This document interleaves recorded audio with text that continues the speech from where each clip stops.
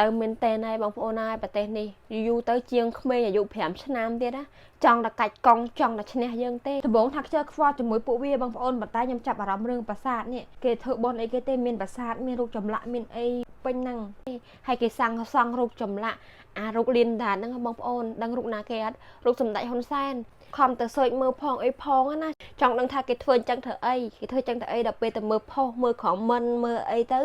អូគេសាំងរូបចម្លាក់ហ្នឹងគឺរូបសម្ដេចហ៊ុនសែនលៀនដាតហើយដាក់រូបកតុយពោះកតុយកពើអីចឹងណា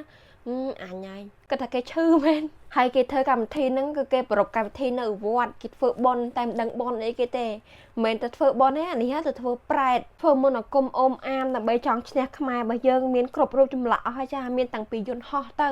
អីបនអីគេនៅមានយន្តហោះទៀតលយនេះប្រទេសកំពុងតែវឹកវរមានឆេះផងអីផងរំជួយដីផងទឹកជំនន់ផងអត់មានតែធ្វើបនទៅកសលលៀងបាបខ្លួនឯងចេញខ្លះទេ